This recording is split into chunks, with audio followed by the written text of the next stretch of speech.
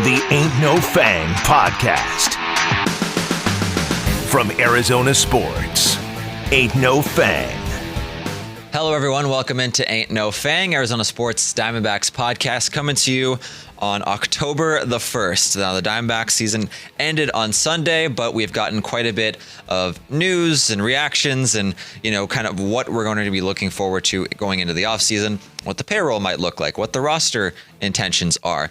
And so with so much coming down in, locker room cleanout day, exit interviews, the end of season press conferences from Mike Hazen and Torey Lovullo, the team owner, Ken Kendrick, coming on Burns and Gambo the other day, figured it would be a good time to pick 5 things that we have learned since just the end of the regular season and help that frame us as we go into the offseason and what we're looking for. So without further ado, we'll start with the big one, in my opinion, the biggest one, which is the fact that Torey Lovullo is going to be back as the manager of the Diamondbacks in 2026. I know there was a little bit of, is he not going to be?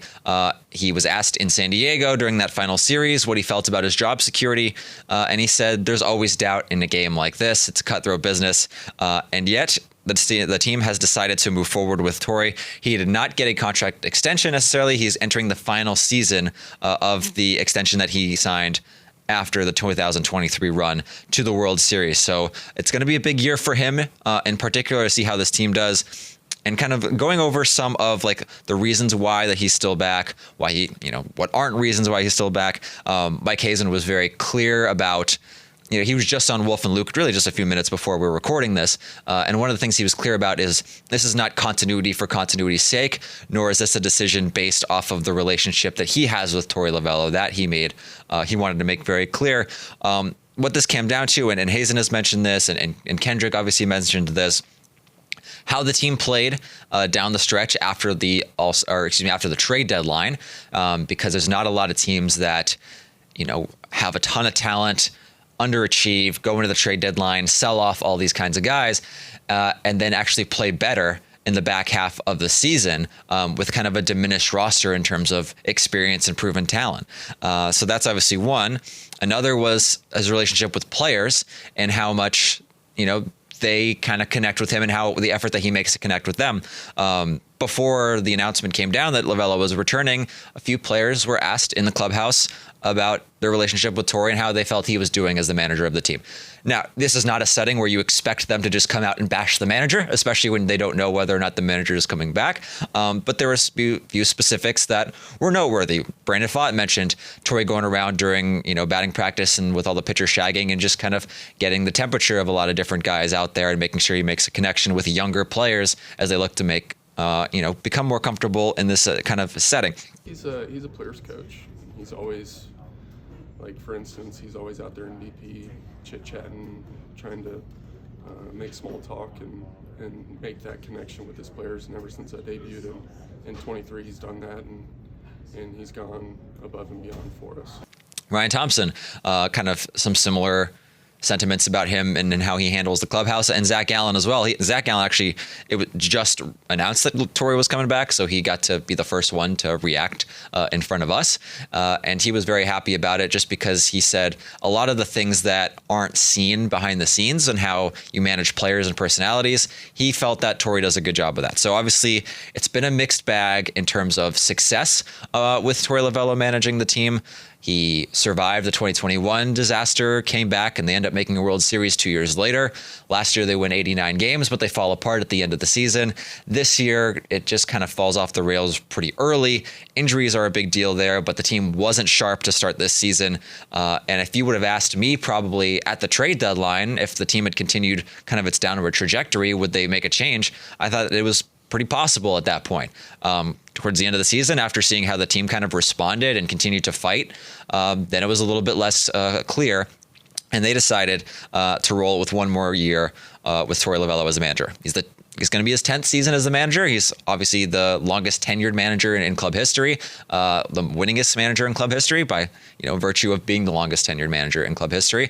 But from what Hazen and Kendrick have both explained, the way that he handles the team and the way he handles the players, that's a big deal in terms of him being back. Yeah, I mean, a lot of that probably had to do with it. Continuity is not was not a factor. Continuity, I value. Continuity is not at the top of my priority list, honestly. I know I hear this a lot. Our relationship is not at the top of that list. That is false. We are in a business, a very significant business, and my job is to win baseball games. It's not to, have a great dynamic everywhere. I think we have a very challenging dynamic. I understand that, we are in charge of putting the best in front of our players. I felt like he brings a lot to the table. I feel like the work he puts in, I think it's not a given that a team that loses 8 of its opening day starting players at the deadline with 2 months to go, playing not probably the hardest schedule in baseball from September 1st on, because we looked at that. It was making me nervous, obviously, given the roster that we had still in place, and playing to the last couple days. If I'm going to penalize him for the things that I penalize him for and the coaches for, then I also have to look at the positive stuff too. And it's not always 0 and 100. It's not a black and white example. I very much believe in him, but this stuff isn't black and white. I'm trying to take and cultivate all the best things that we do and make them better. And all the worst things that we do and the things we need to improve upon, if that's not going to be fixed with a personnel change, then I'm throwing away all the good stuff to roll the dice on a personnel change just for the sake of doing that. I don't really believe in that. I think people can adapt in different circumstances if they put if the motivation, the mindset, and the push to be really good at your job is all still there, then there's stuff that we build on. If after the trading deadline, all I heard is about how everybody's getting screwed down there because of look what me and the position I'm in did to them, I never heard that once. And I think we played as a reflection of that. And I like that. I think that's when we're at our best baseball team, is when we have a team that goes out there and challenges every day to win a baseball game. And I want to build on that. I didn't want to just strip that away just to make a change. And then another interesting thing about, the situation with the manager is what is the role of a modern day manager? Because Lovullo's been a lot more forthright lately about what that actually is and what it isn't.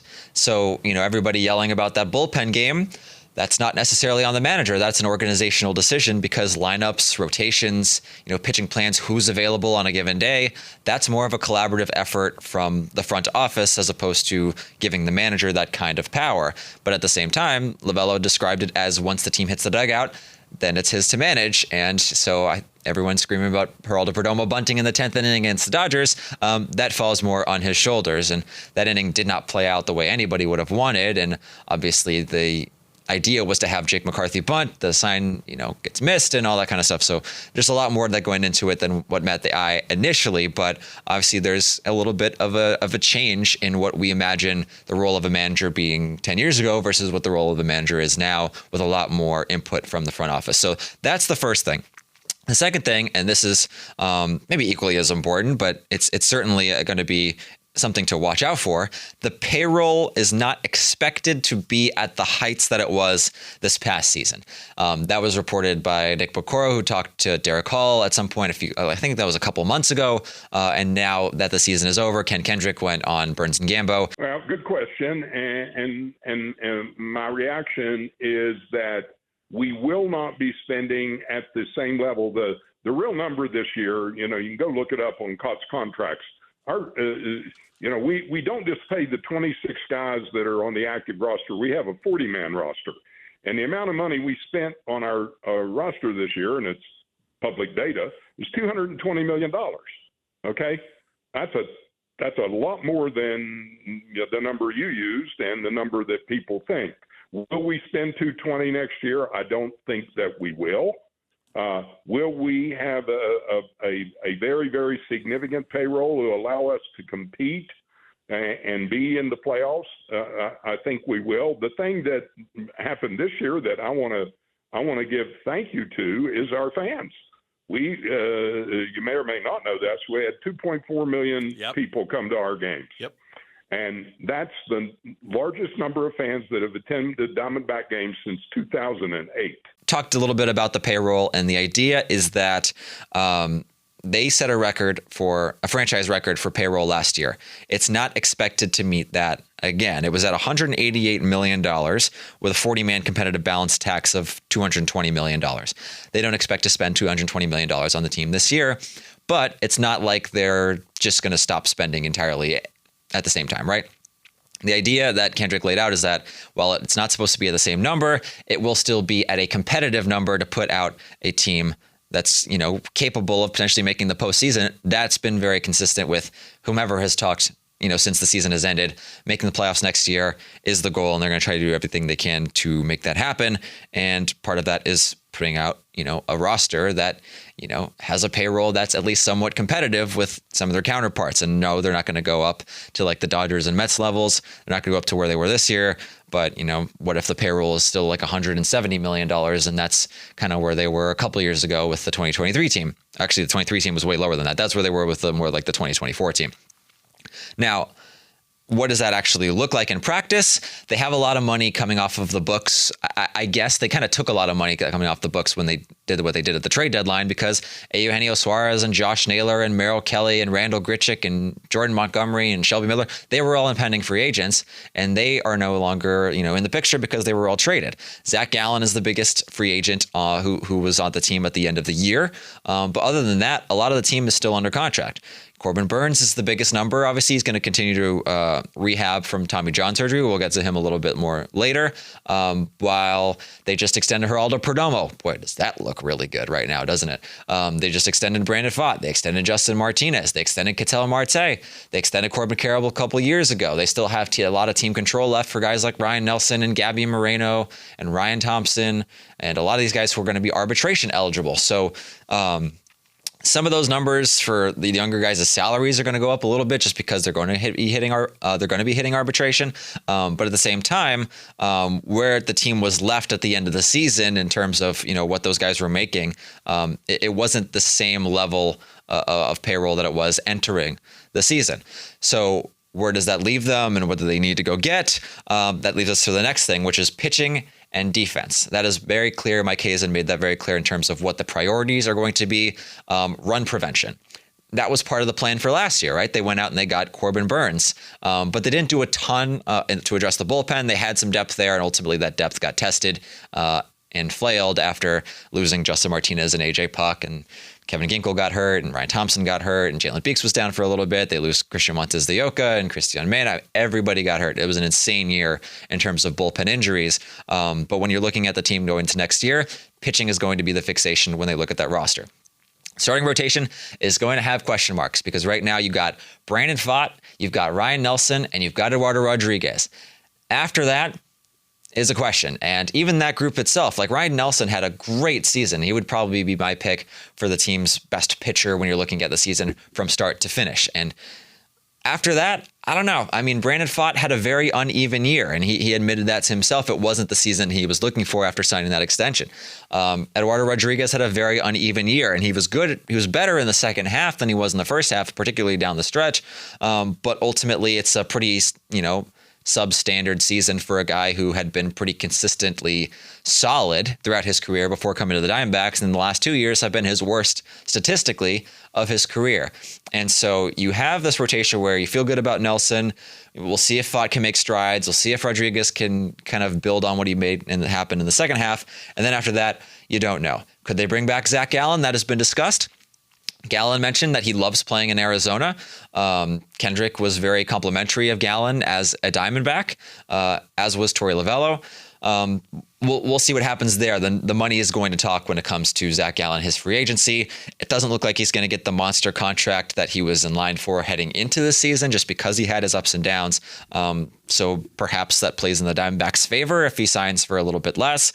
It seemed like he pitched well enough down the back end of the season that maybe he won't settle for the qualifying offer and try again next year, but maybe that's a possibility as well. We don't know.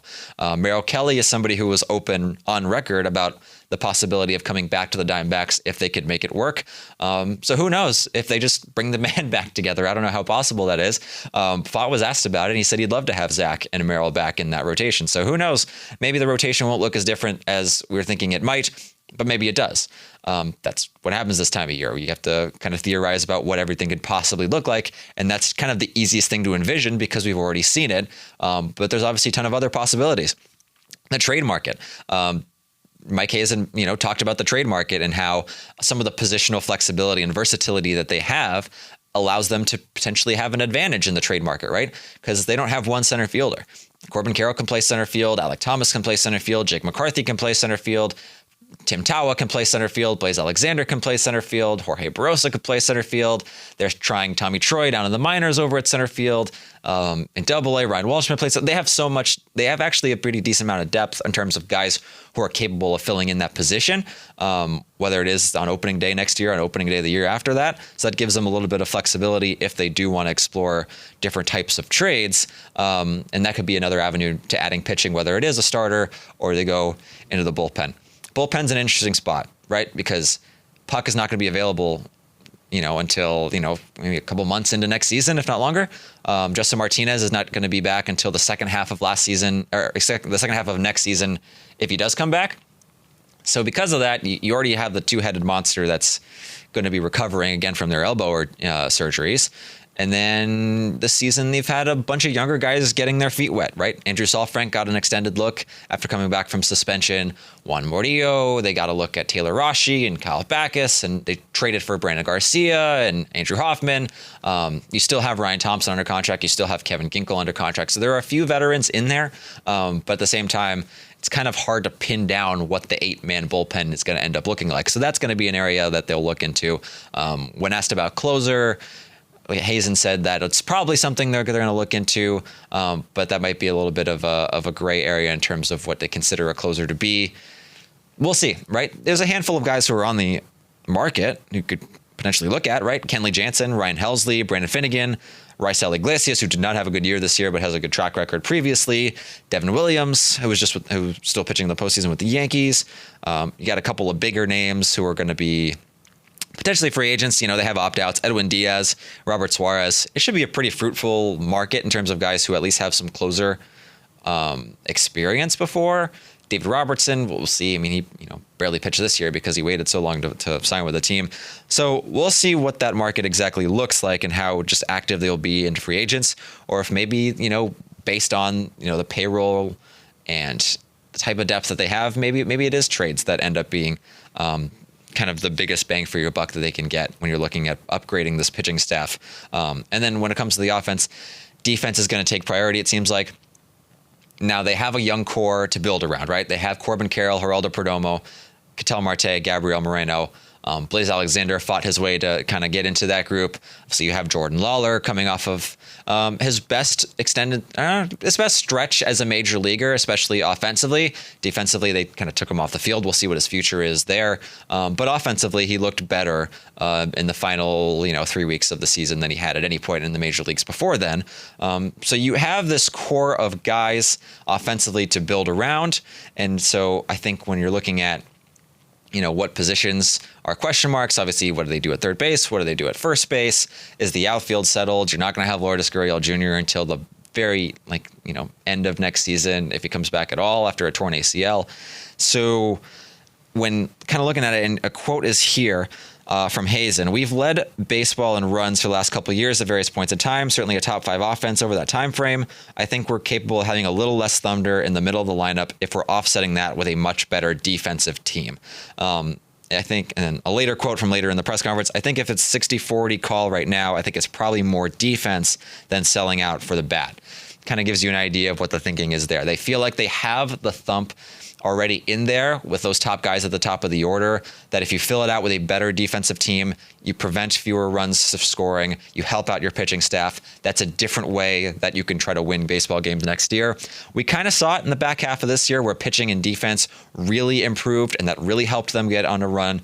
The offense maintained itself to a level that I don't think a lot of people saw coming, partly because Geraldo Perdomo was amazing in the final 2 months of the season. Corbin Carroll continued to play really, really well, getting Gabby Moreno back from injury, and he really contributed offensively.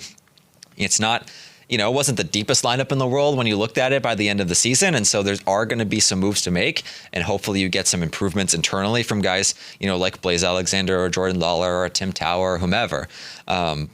So that's kind of the interesting way to frame going into the offseason is that look out for this team making moves that are focused on preventing runs as opposed to going after kind of some thunderous big bats for the middle of the order.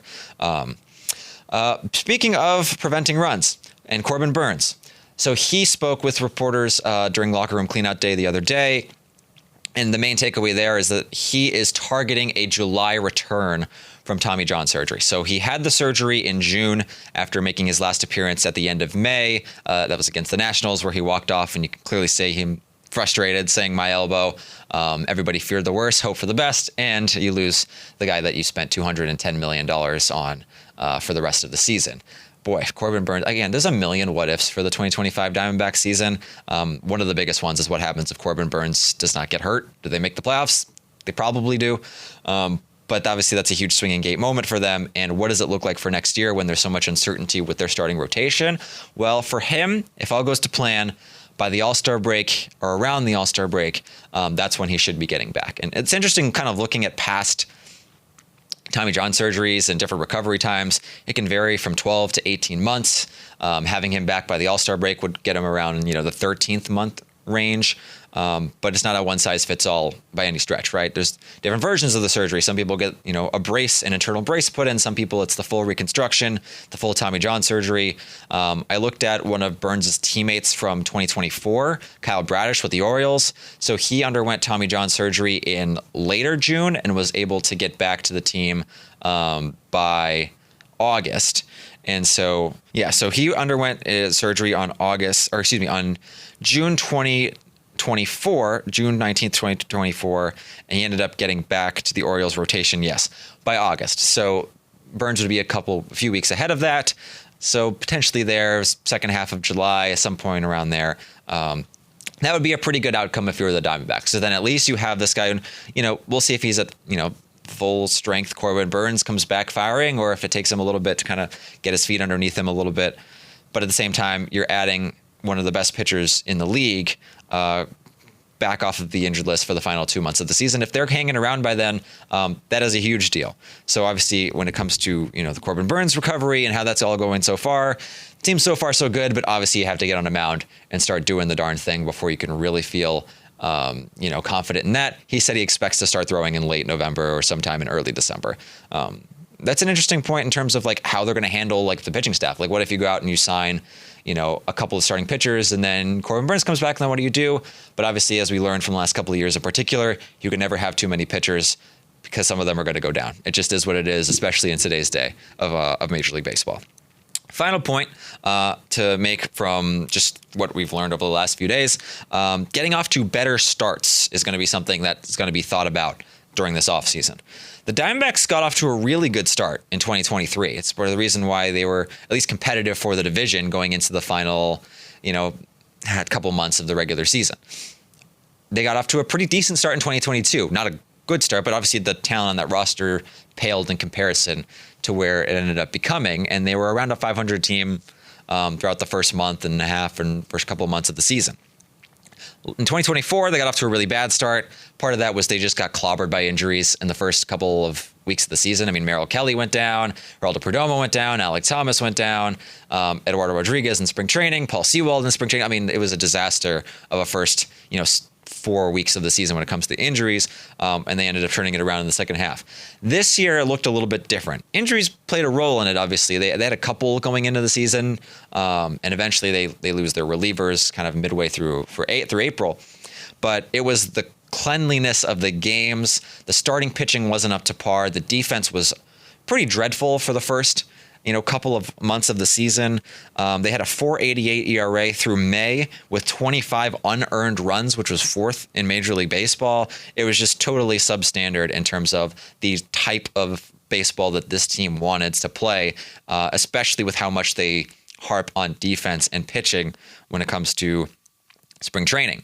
And so when asked about it, that was something that Torey Lovullo said they're going to try to harp on more urgency. Very strongly that we need to create a little sense of urgency in spring training, that when you walk into a big league season and start a big league season, it's not okay to just kind of put your foot on the gas pedal and make a lane change. I want to gas it and gun and get in the fast lane as soon as possible. So, what does that mean? We're going to probably have some more high level intensity types of practicing going on, and then just an awareness. And I've already started that with some of the one-on-ones. What I want guys to do when they walk into spring training, I want gloves broken in. I want arms in shape. I don't want some infielders to make mistakes because it's 4 days into spring training. I want it to be crisp and accurate from day one. So I'm going to create an awareness, make it a little more urgent, and I want to get off to a good start. We traditionally have had good starts here. We have gotten the fast lane and done it the right way, but this is a different group of players is going to be coming in next year, and what we did this year is unacceptable. I think the pitching and the defense to start the starting pitching specifically, the bullpen was red hot. The bullpen was carrying us. But the starting pitching and the defense, and to Mike's answer, go hand in hand. And I think that wasn't up to par when we came out of the gates, and that's what hurt us. So what am I going to do? I don't know. Create awareness, talk about fast practice, and tell them what's acceptable and not acceptable. And like I said, gloves broken in, ready to go and hammer away at it from day one. Yes, we all want to get off to a good start because we want to set the foundation of what the team is. I think whatever that balance is, I believe that's been one of the strengths of what we did. This year was not that. I personally am there every day in spring training the way you guys all are. I didn't notice a ton of different in the way we prepared and practiced. There was maybe some different personnel, but it is going to be a point of emphasis because I do think the way we got off this year definitely set us on the wrong tone with how we should be playing the game of baseball. Take the results out of it, wins and losses. The style with which we were playing baseball was not the way we think winning baseball should be played. There's also the, you can't, burn yourself out too early argument that Mike Hazen said. There's a line between we need to make sure we're as prepared as possible to play clean baseball and make sure that this, April malaise that happened this past season doesn't happen again. But at the same time, you don't want to burn yourself out too early because you need to make a progression throughout the season. Curious what that'll look like. Curious what the coaching staff will look like because, at that point when we had talked to them, this was on Tuesday. That hasn't all been decided yet. Mike Hazen said on Wednesday on the radio that he doesn't expect major changes to the coaching staff, maybe some minor ones. So we'll see what kind of strategies they put in place because it didn't seem like it was all that different during this past spring training compared to previous spring trainings. And yet the team looked woefully unprepared for the start of the regular season defensively.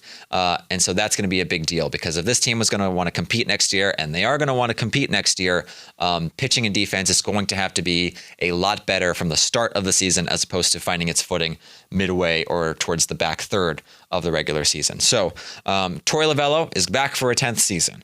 The payroll is expected to stay competitive, but go down a little bit. We'll see how they manage that. Pitching and defense and run prevention is going to be what is kind of the golden ticket for them when it comes to what they want to do this offseason. Corbin Burns is hoping to get back by July of next year, which would be a huge boost. And then finally, the Diamondbacks are going to find ways to try to change some things, get off to a better start in 2026. So those are 5 things we've learned. And again, the season is still very fresh. We'll have a lot more content coming to you in terms of postmortem, right? Team awards, games that change the course of the season. And we'll have a lot more than that. So keep it locked in on Arizona Sports. And thanks so much for tuning in to Ain't No Fang.